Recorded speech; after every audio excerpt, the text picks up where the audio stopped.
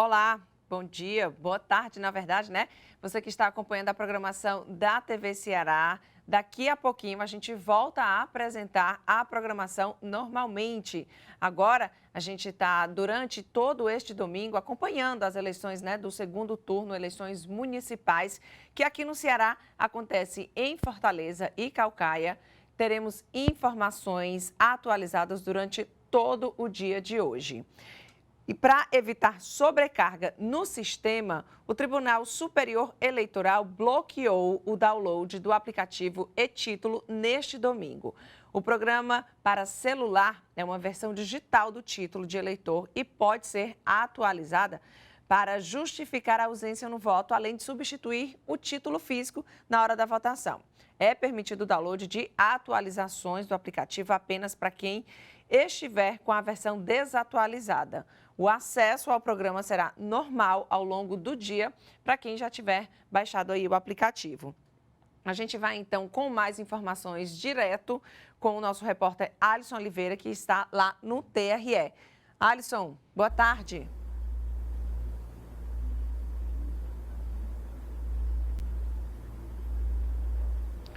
Muito boa tarde, Natália. Pois é, seguimos com a cobertura especial do segundo turno das eleições pela TV Ceará. Já circulamos pelas sessões eleitorais e, claro, temos que vir para a base, né, de onde se apura tudo, que é o Tribunal Regional Eleitoral. Aqui os boletins são divulgados de hora em hora.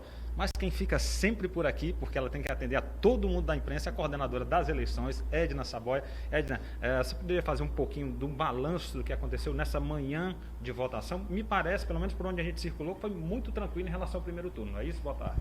Boa tarde, uma eleição tranquila. Deu até para também a gente fazer esse giro no domingo.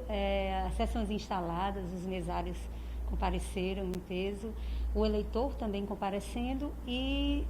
Em relação a ocorrências de urnas eletrônicas, um número pequeno. Dentro da expectativa, nós temos mais de 600 urnas reservas para troca, caso seja necessário, e até o momento nós trocamos 34. 27 ocorrências de troca em Fortaleza e apenas 7 em Caucaia. E a gente acredita que durante toda a votação, ao longo do dia, nós teremos poucas trocas. Isso é muito bom, porque não atrasa a votação e a partir das 17 horas a gente já pode, o mesário já pode encerrar a sessão eleitoral para que ela possa apresentar o resultado. Doutora Edna, há sempre uma preocupação, claro que isso passa pela Polícia Federal, por onde se apura os crimes eleitorais, mas alguma coisa também é comunicada para o TRE. Em relação a crime eleitoral, chegou algum comunicado ou tudo, por enquanto, mais tranquilidade também? Nós temos 0 ocorrências de crimes, isso é apurado, como você falou, pela Polícia Federal, a Polícia Militar, próprio Ministério Público. E os cartórios eleitorais, nós temos um sistema, eles informam as ocorrências. Até agora não chegou nada. Até porque nós temos 2 sistemas, um para ocorrência de urnas e um para ocorrência de crimes. De urna, os cartórios vêm acompanhando e vêm digitando, mas com relação à ocorrência, 0. Já começou a contagem regressiva, claro que a eleição vai até às 17 horas, mas para saber resultado, né? Qual é a previsão do TRE para o resultado, tendo em vista que é apenas um voto, um candidato que os eleitores estão escolhendo? Olha, com relação à votação, ela é bem tranquila, por se tratar de apenas um cargo. A gente espera que a partir das 17 horas as urnas possam ser encerradas. Após o encerramento, é gerado uma mídia, essa mídia ela é transmitida em vários pontos de transmissão para o TRE. Essas mídias vêm para o TRE com o resultado que faz a totalização. A totalização é feita de forma centralizada e vai continuar centralizada no TSE, mas agora tem a garantia de que não vai haver atraso. Nós fizemos vários testes nessas 2 semanas entre primeiro e segundo.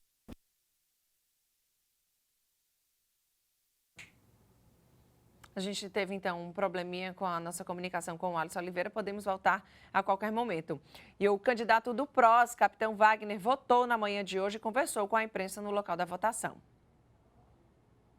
O candidato capitão Wagner do PROS compareceu ao local de votação por volta das 10 horas da manhã deste domingo, acompanhado de sua esposa, Dayana Bittencourt, da vice Camila Cardoso, do senador Eduardo Girão e apoiadores. Em coletiva à imprensa, o candidato falou sobre a campanha que foi realizada neste segundo turno e das ações que serão feitas caso seja eleito com relação à saúde municipal e à vacina da Covid-19. A gente tem uma grande preocupação com a questão da pandemia, então a saúde é, sem sombra de dúvidas, prioridade zero. A gente já garantiu junto ao governo federal que Fortaleza, o estado de Ceará, especialmente a cidade que a gente vai governar, pela incidência grande de casos, vai ter prioridade em relação às vacinas logo que elas estejam disponíveis. Ainda pela manhã, o candidato visitou o Liceu do Ceará e acompanhou a votação do senador Eduardo Girão e da vice Camila Cardoso. E o candidato Sarto, do PDT, também votou pela manhã. Nossa equipe acompanhou.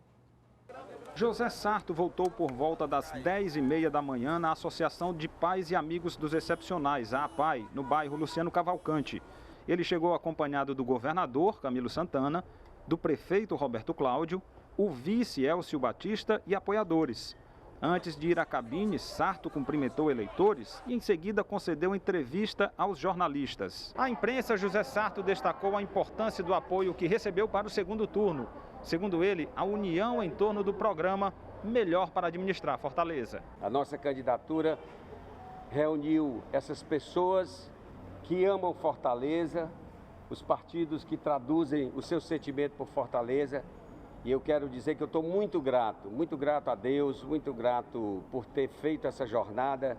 A nossa campanha sempre foi propositiva, do respeito, da tolerância. E é assim que nós queremos Fortaleza. O voto durou poucos segundos. Deputado estadual por 7 mandatos seguidos, o presidente da Assembleia Legislativa e médico, José Sarto, disse estar confiante na apuração. Depois de votar, seguiu para visitar outras sessões eleitorais. O cenário das eleições municipais 2020 está bem diferente do que costumamos ver nos anos anteriores. A pandemia do coronavírus modificou muitos protocolos. Quem está aqui comigo para comentar o pleito deste ano é Cleiton Monte, cientista político. Boa tarde, Cleiton. Boa tarde, Natália. Agradeço novamente o convite. Obrigada mais uma vez você aqui conosco. Cleiton, como a gente falou agora há pouco, a pandemia do coronavírus foi, o ponto principal, digamos assim, dessas eleições, tanto que mudou até o mês, cogitou-se a possibilidade de não ter ou ter eleições, como fazer.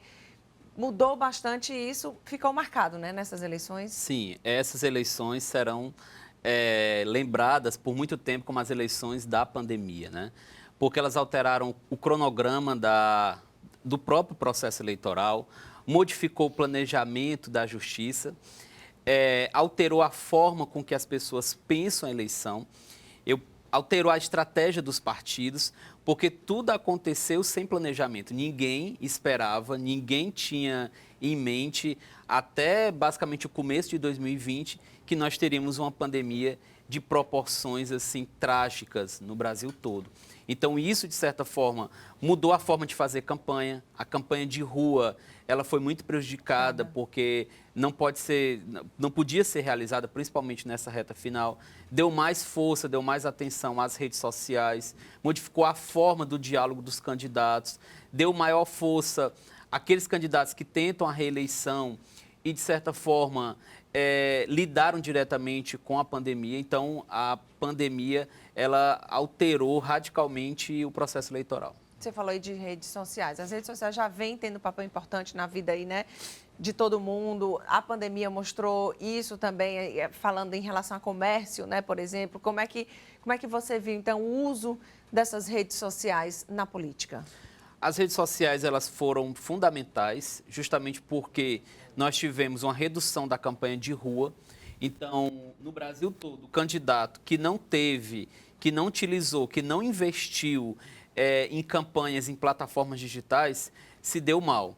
Mas é também importante dizer que, diferente do que muita gente achava, o horário político eleitoral de rádio e TV, ele não morreu, Porque se acreditava que em 2018, quando a gente teve uma onda de mudança no Brasil, inclusive a eleição do presidente Bolsonaro, de que o horário político eleitoral, ele não faria mais diferença. E o que a gente viu agora em 2020 é que a maioria dos candidatos que tiveram muito tempo de rádio e TV se posicionaram da frente, vários ganharam agora no primeiro turno e muitos estão bem posicionados agora no segundo. É isso. Como é que você vê, então, falando aí dessa nacionalização da política? As eleições são municipais, Como é que você viu essa eleição 2020 frente à pandemia, frente aí ao cenário nacional?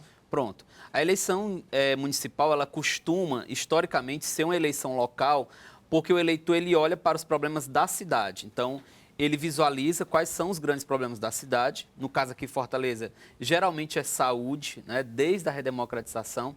Mas agora, em 2020, outra particularidade que a gente teve foi a presença de grupos políticos nacionais. Então, a gente teve aqui em Fortaleza um reflexo do que foi a eleição de 2018, no Brasil, aquela polarização que houve em 2018, e nós temos também aqui em Fortaleza, acredita-se que a gente tem uma espécie de um laboratório do que pode ocorrer em 2022. Então, nós tivemos aqui a candidata apoiada pelo ex-presidente Lula, nós tivemos o candidato apoiado pelo ex-ministro Ciro Gomes, o candidato apoiado pelo presidente Bolsonaro. Então, de certa forma, a presença de várias figuras nacionais como Marina Silva, Sérgio Moro, Flávio Dino.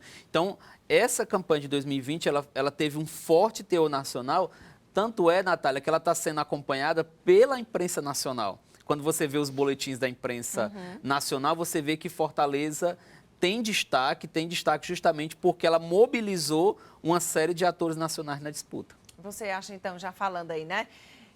2022 vem esse reflexo muito, vai realmente, esse cenário, ele pode ser um reflexo, né? Você falou de 2018, mas ele pode também refletir em 2020, é mais ou menos esse cenário, digamos assim, ou é cedo para falar, ou pode estar se formando?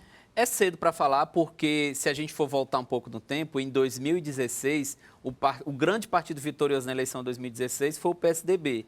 Na eleição de 2018, o candidato do PSDB à presidência, Geraldo Alckmin, teve um resultado pífio, né, assim, irrisório. Então, é cedo porque a eleição nacional, ela envolve uma conjuntura de vários estados, né? Então, assim, mas algumas coisas foram colocadas em teste, como, por exemplo, o candidato Sarto, ele conseguiu produzir uma frente de centro-esquerda para se contrapor ao candidato apoiado pelo presidente Bolsonaro. Da mesma forma, o candidato apoiado pelo presidente Bolsonaro conseguiu agregar vários aliados que são sintonizados com a agenda do governo federal. Então, a gente pode dizer que a gente está tendo aqui em Fortaleza ensaios do que pode ocorrer. Não que isso venha a se confirmar, porque tem muita água ainda para passar ainda nesse rio que é a política brasileira e que tudo muda muito rapidamente. Você vê que novos grupos políticos se fortaleceram, a gente tem grupos políticos já fortes em Fortaleza, Isso. Ceará. O grupo político mais forte, que saiu mais fortalecido no Ceará, é o grupo político dos Ferreira Gomes, que fez 66 prefeituras, sem contar com a eleição de Fortaleza e de Caucaia, né, que está ocorrendo, mas fizeram no primeiro turno 66 prefeituras. O segundo vencedor foi o grupo político do ex-vice-governador Domingos Filho, que teve ali na margem de 28 prefeituras importantes, e está concorrendo agora em Caucaia com o candidato à reeleição Naomi Amorim. E você teve também, a meu ver, um terceiro vitorioso na eleição, que foi o grupo do prefeito Acilon Gonçalves, que conseguiu, a partir da sua influência, formar 13 prefeituras, né? Então, eu acho que esses três grupos, o movimento para entender a eleição de 2022, principalmente a eleição para governador em 2022, você tem que olhar para o movimento desses três grupos aí. Falando em temas políticos, né, assim, que chamaram mais atenção.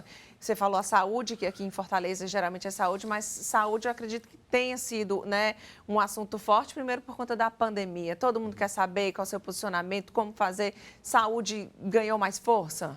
Ganhou mais força. Antes da pandemia já era o principal tema, né? A gente tem pesquisas que foram feitas antes da pandemia, no comecinho do ano, janeiro e fevereiro, e que já apontava a saúde como grande tema do fortalezense. Sempre é um tema muito complexo, sempre você tem como ponto máximo da campanha, mas agora também, em decorrência da pandemia, Natália, nós temos a questão do emprego e renda, do desemprego. Fortaleza foi muito afetada pela pandemia, porque Fortaleza é uma cidade de serviços. Sim. Grande parte da riqueza da cidade é em decorrência do comércio, e esse comércio ficou fechado por muito tempo. Não só o comércio, escolas, setor do turismo. Então, assim, com tudo isso fechado, a gente tem um problema que a prefeitura arrecadou menos, porque porque você tem menos atividade produtiva, ao mesmo tempo teve que gastar mais com os investimentos na área da saúde. Então, a saúde, mas também junto com emprego e renda, principalmente porque o auxílio emergencial, que foi o que, de certa forma, amenizou a situação do fortalezense, a cidade de Fortaleza foi uma das capitais que mais teve repasse do auxílio emergencial no Brasil. Então, esse auxílio emergencial ele vai acabar agora em dezembro, né? Pelo menos a sinalização do governo federal. Se não tivermos a renovação desse auxílio emergencial, a gente vai ter uma situação muito crítica no ano que vem. E o fortalezense está atento a isso, né? Você tem famílias, nesse momento, né? Quem está nos acompanhando sabe disso, dependendo exclusivamente desse auxílio. Cleiton, como é que você vê a participação na política? A gente já falou aqui, né? As mulheres se destacam mais como eleitoras, né? Como é que você vê as pessoas se mobilizando mais pela política, querendo participar da política? A gente achou que fosse ter abstenção grande, né? No primeiro turno foi, mas não foi o tanto que esperava-se. Então, assim, de qualquer jeito, as pessoas estão indo votar, dando o seu jeito, estão querendo participar. Você tem uma mobilização maior. As pessoas estão realmente mais interessadas, estão comentando mais. É muito interessante a gente ver, por exemplo, quando tem algum tema sendo votado no STF, por exemplo, as pessoas falam disso em festas de aniversário, nos bares, nas festas. Então, assim, a política ela entrou para o cotidiano das famílias.